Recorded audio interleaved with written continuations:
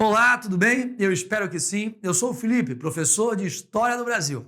E vamos a uma aula sobre a Constituição de 1824, a primeira Constituição do Brasil, no contexto do primeiro reinado. Bom, olha só, nós vamos ter aqui a eleição de uma Assembleia Constituinte, que vai iniciar seus trabalhos em maio de 1823. Foram eleitos 100 deputados por 18 províncias. Mas desses 100 deputados, 16 não irão participar dos trabalhos da Constituinte. Pertenciam a províncias que ainda viviam o contexto das chamadas guerras de independência. Era o caso do Grão-Pará, do Maranhão, do Piauí e da Cisplatina.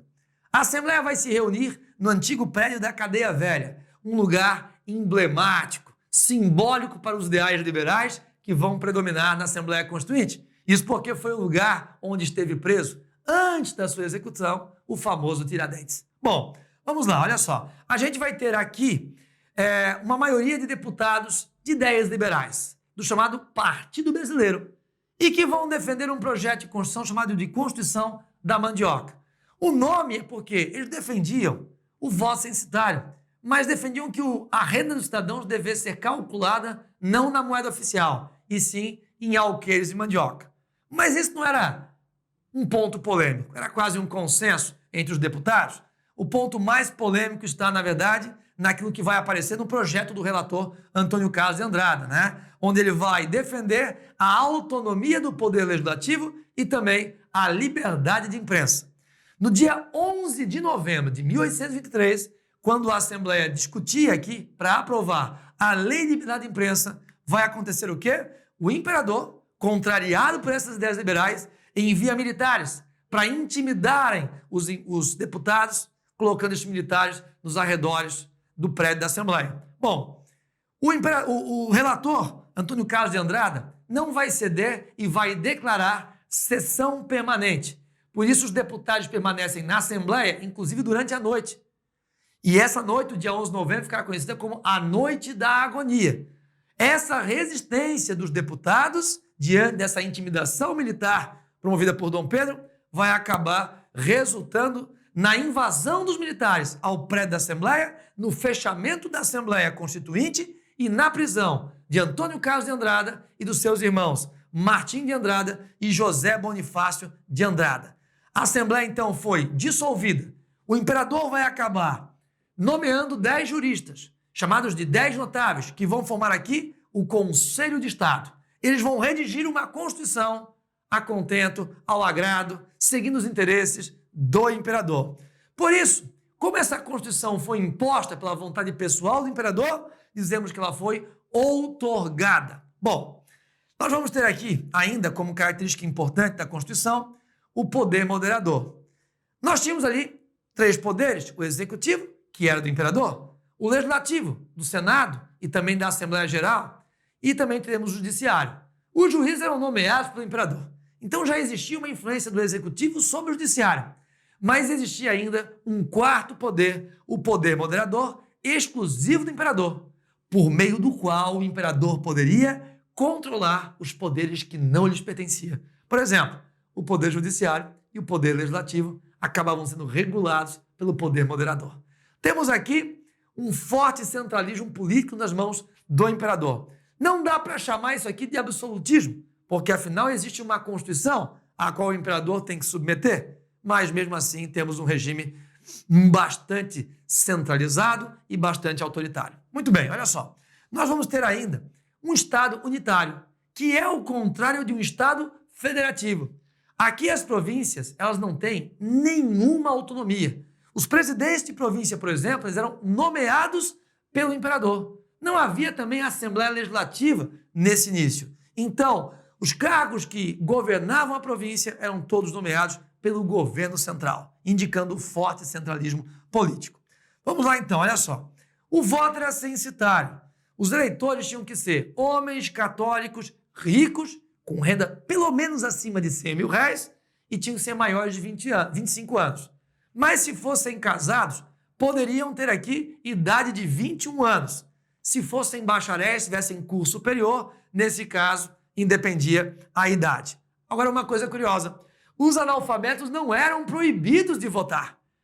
Mas, é claro, precisava ser rico. E tínhamos fazendeiros integrantes das elites agrárias que eram, de fato, ricos, mas analfabetos. E aí, nesse caso, participavam, sim, da política. Uma política dominada pelos chefes de família mais ricos. Uma política que era, na verdade, um reflexo da sociedade patriarcal, tão bem representada por Debré, nessa família de uma fila indiana, onde o chefe de família vai à frente do resto. Bom, vamos lá, olha só.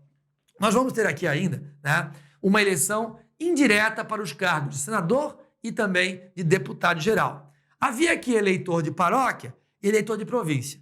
O eleitor de paróquia também é chamado de eleitor primário. Tem que ter renda acima de 100 mil reais. Mas ele não vai eleger diretamente os deputados e os senadores. Ele vai eleger entre os eleitores de província ou secundários, com renda acima de 200 mil reais, aqueles que vão poder escolher, de fato, os deputados e senadores.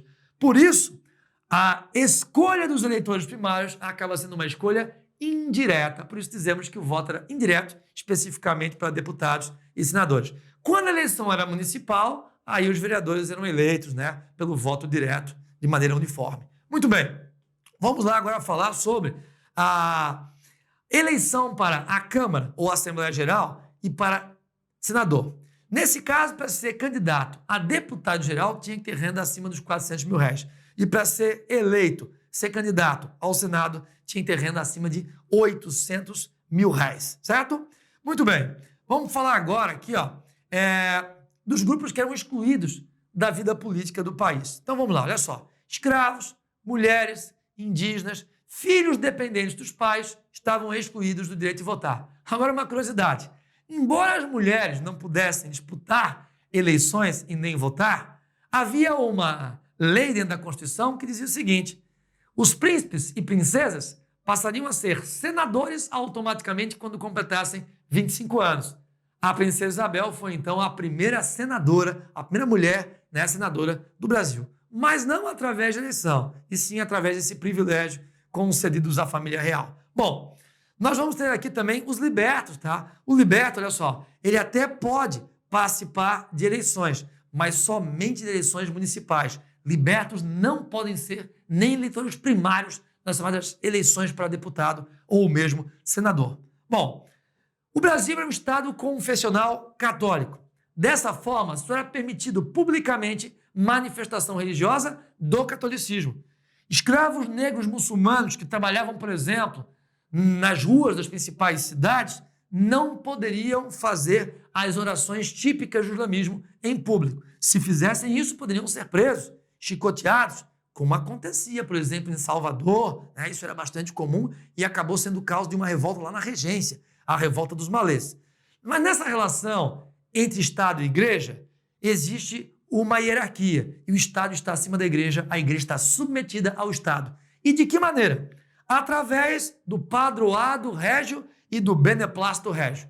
Padroado régio é o Papa quem nomeia os bispos do Brasil, mas esses bispos, ao serem nomeados pelo Papa, só serão aqui, de fato, aceitos com o aval do imperador. A última palavra é do imperador, ele se coloca acima da autoridade papal com relação à nomeação de bispos. E o beneplácito régio estabelece o quê? Bom, a palavra beneplácito quer dizer o quê? Aprovação, quer dizer aval. E aí qualquer decisão do Papa, através de uma bula ou de uma encíclica, que incidisse sobre o clero brasileiro, só seria aceita aqui também com o beneplácito régio, com o aval do imperador, certo? Dessa forma, então, temos as principais características da Constituição de 1824, uma Constituição que se caracterizou por ser fortemente autoritária e centralizadora. Além disso, uma Constituição conservadora pelo fato de ser, né, um Estado confessional católico. Uma Constituição elitista por conta também do voto censitário. Beijo grande para vocês, fico por aqui e até a próxima.